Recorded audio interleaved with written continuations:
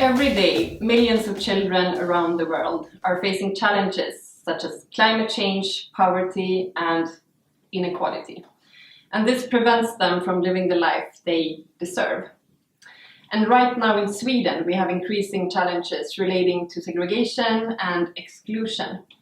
And children growing up in socially and economically vulnerable areas are the ones paying the highest price. Income gaps and unemployment differ a lot between cities and suburban areas. And less than 1% of the venture capital goes to entrepreneurs living in those areas. It's obvious that we need drastic measures to tackle these challenges. We need innovative solutions and effective collaboration models between sectors, because no single actor or municipality, business, organization, or individual can do this alone. We need to join forces and do things differently together and to innovate how we innovate. My name is Andréa Råsberg. I am country manager at Reach for Change, and we do this every day. We are a global non-profit organization, and we unleash the power of local social entrepreneurship to create a better future for children and youth. And in Sweden, we have a specific focus on building inclusive societies and making sure that all entrepreneurs have the same opportunities to succeed, regardless of where they come from or live or work. And to give you a visual understanding on what we do and our vision, we now want to show you a short film.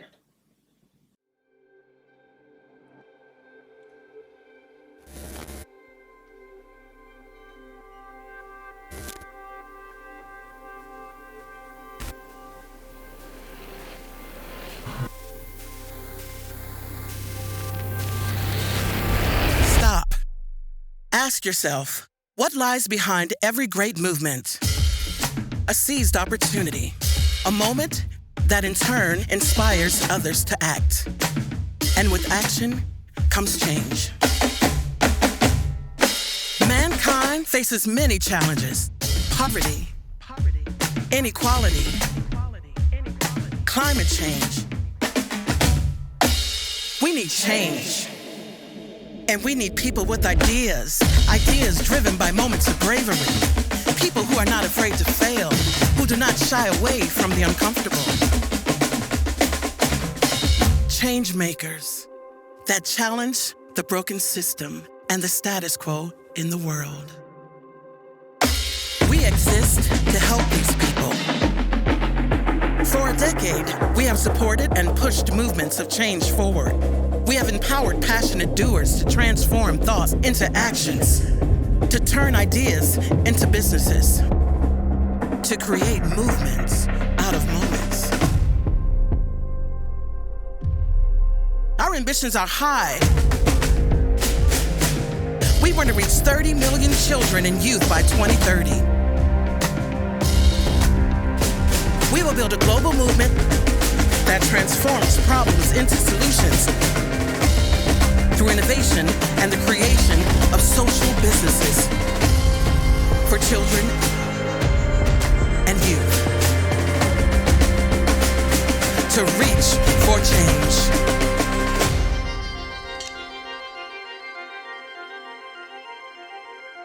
And to zoom in a bit now on specific challenges and to showcase what social entrepreneurship actually is in practice, I have two fantastic persons with me here today, Kassim Nagwere from Drömstort and Susan Dahlbeck from Healthy Women. So starting with you then, Susan, tell us a bit about who you are and the specific challenge that you are trying to solve. Yes, my name is Susan and I work with a non-profit organization who I'm the founder of called Healthy Women. And we work in an area called Järva in Stockholm, which has those challenges that you mentioned. It's a segregated area from Stockholm, and it's also it has socioeconomical challenges.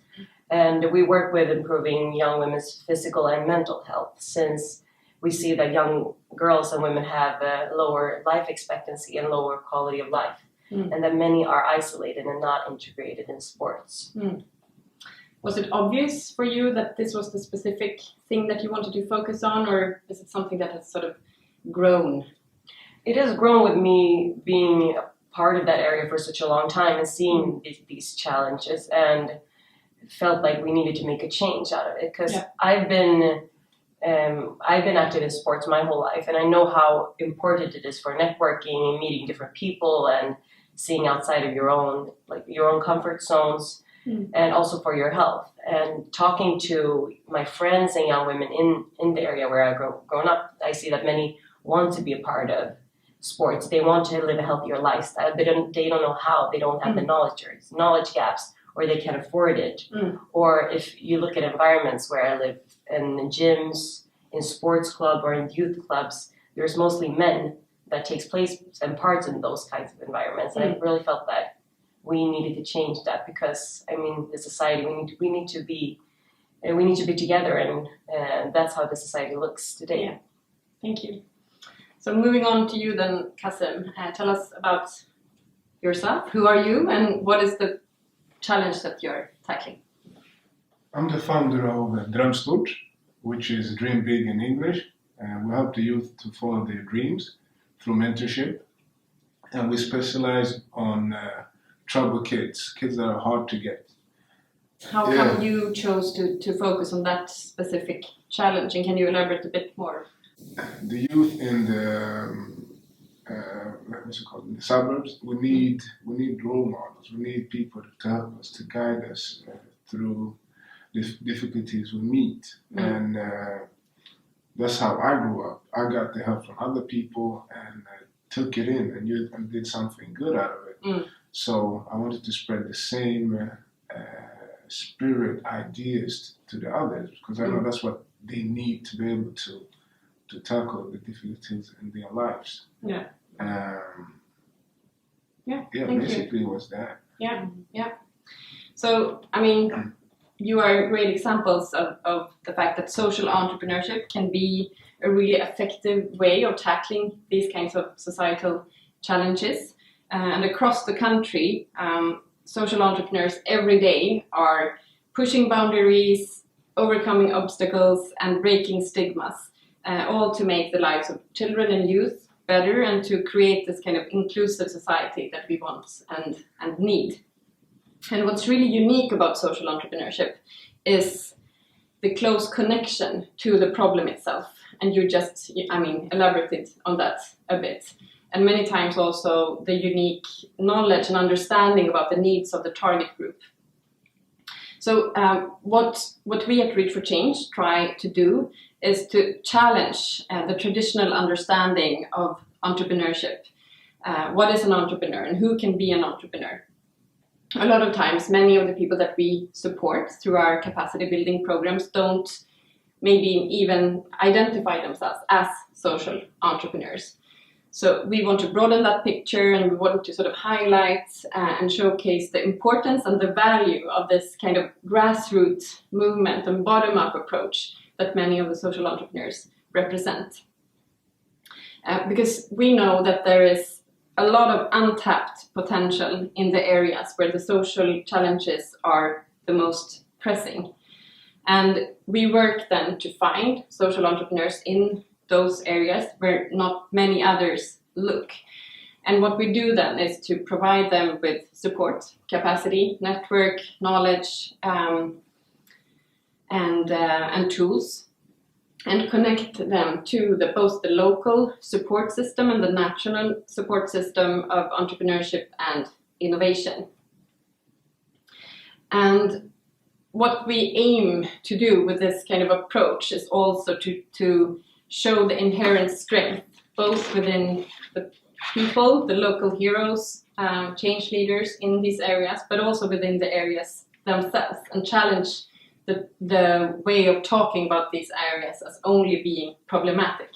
There's also huge potential and sort of power of action within those areas that we want to highlight and showcase. And moving on to that and talking about this potential and power of action and talking about solutions. We're curious to know how you work to tackle the challenge that you just mentioned, and a bit about the impact that you've seen through your organization.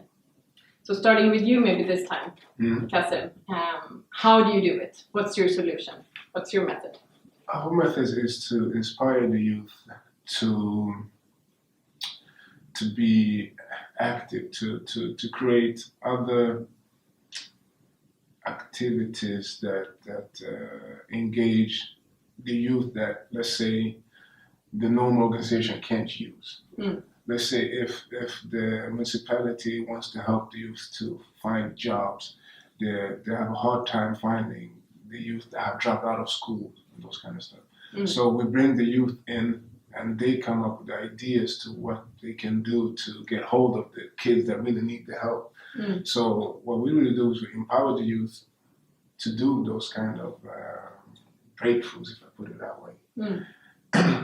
So we have also facilities where we can have leadership trainings and help them to get the jobs in society. Because our goal is to help them to reach their dreams. And if you have good education and have your first job, all those things becomes easier. Yeah. So, is there a specific thing that you're proud of that you want to highlight, or? What I'm most proud of is all the youth that we have engaged. You see, so that how they have spoken of the opportunities they've got by being part of Drömstort, by opening so many doors for them that they couldn't open for themselves, and which I see affects their surrounding. So through their appreciation, other youth come to us and want to be part of Drömstort, and that's the effect that we want. Yeah, that's fantastic. Yeah, so that we're really proud of. Yeah, great. Thank you. And what about you, Susan? Tell us about your solution and a bit of the impact that you've seen. Yeah, so I recognize what you also say. So we work with physically inactive women, and we work to give them the tools that they need to become the best version of themselves. But it's also to help them to achieve their full potential. And we have, since we want to engage women in sports, we have physical activities and social gatherings under the same roof, which is what we call a network, where they can meet each other. Despite what backgrounds they have, they meet working out in the gym together and get the self-esteem and knowledge and confidence that they need to lift weights, for example, and to believe in themselves that they can do it and do it by themselves afterwards.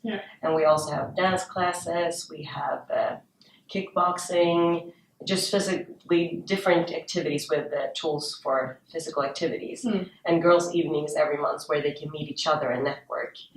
And so yeah, that's the solution that we have. Yeah, it seems that you have similarities in the way you're working. Do you collaborate? Yeah, we collaborate. Yeah. We do. A lot of times, actually. You have the Drömstort, what do we call it? Pre-event. Yeah, the pre-event. We did that together. We were part of that, and we meet in different networks. So I really believe in what you said too. It has to be, I mean, I was from the target audience, or I am still the target audience, like when I created this. So I saw that, okay, this is a good solution for this problem. And that's what we're doing with the young ambassadors that we have in the network. They're young leaders to get education, and then they become part of a project group. And also for the girls' evenings, they plan the evenings events every month, and they set the agenda so that they can be part of changing this problem themselves. That's really, really important, and that's a key factor in the success as well. Yeah, thank you. No, but we work a lot together, actually. Too much. A youth actually was a part of the Prevent Gala, and they orchestrate the whole gym part section with our partners as well. So it's great, actually. Yeah. Is there a specific thing that you're proud of that you would like to mention or highlight? There's many things, and I'm very part of the community that we've created, and all the young girls that are a part of this, because it is scary and groundbreaking to break norms and doing things that you haven't done before. So they inspire me every day. And when it feels tough, or when you get lonely as an entrepreneur, it can get really lonely sometimes. Yeah. And that is what makes me keep going and fighting for this subject. And I've had one of our young leaders today that's been a part of the network since we started. She was not even allowed to go to the gym when we started. But going from that to being the leader for our events. So now she's the project leader, and she organizes themselves and the ambassador groups together with her. Yeah. So that makes me very proud to see that if you just help one person, that can create such a big effect on the society itself. And that's fantastic. Like you said before too. Yeah, thank you so much for sharing, both of you. It's very inspiring to listening to you talking about this. It's obvious that you're passionate about what you're doing. And I think one thing that we at Reach for Change have realized is that the support that we provide directly to social entrepreneurs through our capacity building programs, that might not be enough. So we also need to zoom out a bit and focus on the more structural parts of it, and the systemic barriers that you might face in your day-to-day work that would, prevent you from taking the next steps or reaching more youth or increase the impact. So what we do is that we focus also on ecosystem development and trying to sort of increase the knowledge about what social entrepreneurship is, but also working with advocacy work and policy development, for instance, to improve legislation around social entrepreneurship, and also to facilitate collaborations between social entrepreneurs and municipalities. Yeah. That's a key factor a lot of times. And also enable strategic long-term partnerships between social entrepreneurs and the private sector, bigger companies. But from your point of view, what do you see as the biggest barriers for you? Or what would you need to take the next step to increase your impact and to reach more youth? I think for Drömstort, it is the funding for us to continue to do what we do. No more project-driven funding. Yeah. We need to fund our core business. Yeah. Because when that one is steady and we can put more money in ideas that doesn't need to go through or criteria from another place, that's where we really make groundbreaking stuff. Yeah. I've seen it so many times that the youth come to me straight and want to do something. And we can't really do it straight. Yeah. We don't have the funding. Yeah. It would be crazy. Yeah. Or we'll be punished for using money that we have on something that we're not supposed to do. Yeah. And these are the kids that if they don't get immediate help, they're going to find help somewhere else. Yeah. They will go out and look for money elsewhere or other ways to do. Yeah. So for us, that's a very big step for us to get more funding for our core business. Yeah. And do you recognize yourself in that? Definitely. And I think lots of organizations, when we being in networks, we talk about this problem. It's often project driven, and like you said, if you have a young person that has the potential or just the spark of that wanting to change, and you want to capture that immediately because you don't know when that goes away. Yeah. And there's so much potential, like you also mentioned before. Yeah. And I think that is something that we really, really need to change. Going away from those kind of project initiatives.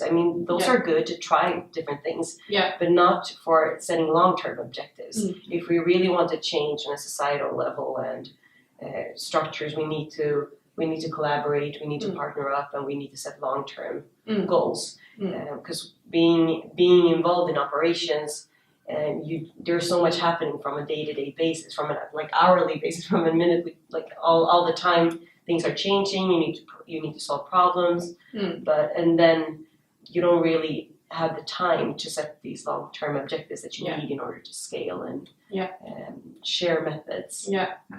Yeah, you're not alone in that. That's something that we hear oftentimes. It's a challenge with financing for all entrepreneurs, but maybe specifically when it comes to social entrepreneurs and these kinds of businesses and organizations have a different logic to it. So thank you for sharing both your challenges, your innovative solutions, your reason for being. And I mean, Susan and Kassim are two examples of one of the biggest movements of our time. A movement that's driven by millions of people developing the kind of organizations and businesses that we need in the 21st century. These people, local heroes, change leaders, are significant in number and present in every community and every society all around the world. We know that social enterprises are essential in the effort of building more inclusive and sustainable economies and societies. But you cannot do it alone, right? All kinds of actors and stakeholders need to be part of this and contribute and have different roles to play.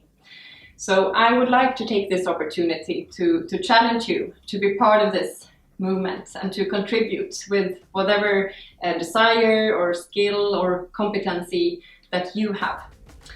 And it might take a certain amount of madness or at least a big dose of bravery to be part of this and to carry out the fundamental change and invent the future that we want and need.